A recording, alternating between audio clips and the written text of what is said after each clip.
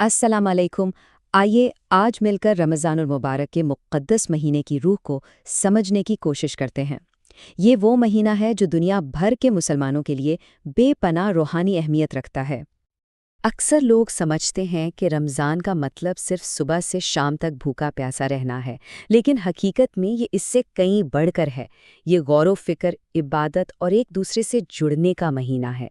ये एक ऐसा मौका है जो हमें अपने खालिक के और एक दूसरे के भी करीब लाता है।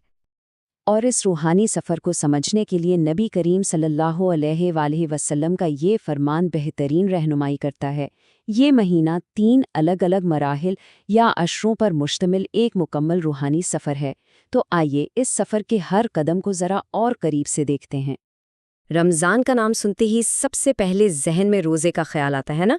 लेकिन इसका मकसद सिर्फ खाने पीने से रुकना नहीं, बल्कि ये तो खुद पर काबू पाने, सब्र सीखने और दूसरों के लिए हमदर्दी पैदा करने की एक अमली ट्रेनिंग है। रोज़े की शुरुआत होती है सहरी से, और सहरी की अहमियत बहुत ज़्यादा है। हदीस नबवी है कि सहरी खाओ क्योंकि सहरी खाने में बरकत है, और ये बरकत सिर्फ जिस्मानी ताकत नहीं है, बल्कि ये एक रूहानी तवानाई भी है जो हमें दिन भर मदद देती है। अब किसी भी अमल से पहले उसका इरादा यानी नीयत बहुत ज़रूरी है। ये दिल का एक खामोश इरादा है जो रोज़े को सिर्फ एक मामूल की आदत नहीं रहने देता, बल्कि इसे खालिस और गहरी इबादत बना देता है। फिर दिन भर के इंतज़ार के बाद वो लम्हा आता है इफ्तार का, जो दुआ की कबूलियत का ख़ास वक्त माना जाता है। रोज़ा खोलने की दुआ असल में अल्लाह का शुक्र अदा करने और उसकी रहमत मांगने का एक खूबसूरत तरीका है। जैसे ये दुआ कि ए अल्लाह, मैंने तेरे लिए रोज़ा रखा और तेरी ही दिए हुए रिज़्क से इफ्तार किया। तो रोज़ा तो एक इनफरादी इबादत हुई। अब आते हैं एक इज्तिमाई जिम्मेदारी की तरफ, और वो है ज़कात, इस्लाम का एक बुनियादी सुतून जिसे ख़ास तौर पर रमज़ान में अदा करने का बहुत ज़्यादा एहतमाम किया जाता है। तो सवाल ये उठता है कि ज़कात आखिर है क्या और इतनी अहम क्यों है? देखिए, पहली बात तो ये समझनी है कि ज़कात कोई आम खैरात या चैरिटी नहीं है। ये एक फ़र्ज़ इबादत है। ये हमारे माल को पाक करती है और मुआशरे में दौलत की मुनसिफ़ाना गर्दिश को यकीनी बनाती है। यूँ समझें कि ये मालदारों के माल पर गरीबों का हक है। इसकी अहमियत का अंदाज़ा कुरान की इस आयत से लगाया जा सकता है। ये एक बहुत वाज़े याद दहानी है कि जो माल हमारे पास है वो दरअसल अल्लाह की अमानत है, और इसे अल्लाह के हुक्म के मुताबिक ही खर्च करना है। तो फिर ये ज़कात दी किसको जाए? इस बारे में भी कुरान ने बिल्कुल वाज़ेह रहनुमाई की है, और 8 किस्म के लोग बताए हैं जो इसके हकदार हैं। ये निज़ाम इस बात को यकीनी बनाता है कि मदद सही और मुनज़्ज़म तरीके से उन तक पहुँचे जिन्हें इसकी सबसे ज़्यादा ज़रूरत है। अच्छा, अब इसके हिसाब किताब की बात कर लेते हैं, जो कि काफ़ी सीधा साधा है। यानी आप अपने कुल असासों में से अपनी फ़ौरी ज़िम्मेदारियाँ जैसे कर्ज़े या बिल माइनस कर दें, और जो रकम बाकी बचे उस पर ज़कात देनी होती है। इस तरह ये किसी पर गैर ज़रूरी बोझ नहीं बनती। और ये शरह कितनी है? सिर्फ और सिर्फ 2.5%, यानी 2.5%। और ये भी उस माल पर है जो एक ख़ास हद, जिसे निसाब कहते हैं, से ज़्यादा हो और उस पर पूरा 1 साल गुजर चुका हो।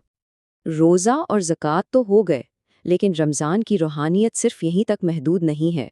अब बात करते हैं इस महीने के असल जौहर की, यानी अपने रब से ताल्लुक़ को मज़ीद गहरा करने की। इस महीने में हर कोई कोशिश करता है कि ज़्यादा से ज़्यादा नमाज़ें पढ़ें, कुरान की तिलावत करें और दुआएं मांगें। और फिर आता है एतिकाफ़, जो आखिरी 10 दिनों में किया जाता है। ये समझे कि एक तरह का स्पिरिचुअल रिट्रीट है, जिसमें दुनिया से कटकर खुद को अल्लाह की इबादत के लिए वक्फ कर दिया जाता है। और इन आखिरी 10 दिनों में एक रात ऐसी भी आती है जिसे लैलतुल क़द्र यानी क़द्र वाली रात कहा जाता है। सोचें, एक रात की इबादत 1000 महीनों से बेहतर। ये अल्लाह की तरफ से कितना बड़ा तोहफ़ा है। ये बख्शिश और रहमत की रात है, जिसे आखिरी अशरे की ताक रातों में तलाश किया जाता है। इस ख़ास रात के लिए नबी करीम सल्लल्लाहु अलैहि वसल्लम ने एक बहुत ही प्यारी और जामा दुआ सिखाई है। इस दुआ का मफ़हूम ही इस रात की असल रूह की बेहतरीन अक्कासी करता है, यानी अल्लाह से आजिज़ी के साथ माफ़ी मांगना।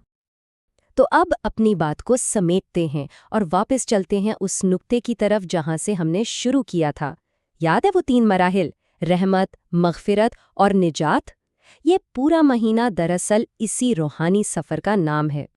اسے یوں سمجھیں کہ پہلا عشرہ یعنی پہلے 10 دن اللہ کی رحمت حاصل کرنے کے ہیں، پھر اگلے 10 دن مغفرت کے یعنی اپنے گناہوں کی معافی مانگنے کے، اور آخری 10 دن ہیں جہنم کی آگ سے نجات کے لیے۔ یہ ایک مکمل روحانی صفائی کا عمل ہے۔ تو خلاصہ یہ ہوا کہ رمضان صرف کچھ رسموں یا عبادات کا مہینہ نہیں ہے، یہ ایک مکمل روحانی، جسمانی اور سماجی ریسیٹ ہے، ایک ایسا موقع جو ہمیں نظم و ضبط سکھاتا ہے، دوسروں کے لیے ہمدردی پیدا کرتا ہے اور اللہ سے ہمارے تعلق کو پہلے سے کہیں زیادہ مضبوط کرتا ہے۔ اور آخر میں ایک سوال سب کے لیے کہ اس ایک مہینے میں جو کچھ ہم سیکھتے ہیں، صبر، ہمدردی اور اللہ سے قربت، اس جذبے کو ہم باقی 11 مہینوں میں اپنی زندگی کا حصہ کیسے بنا کے رکھ سکتے ہیں؟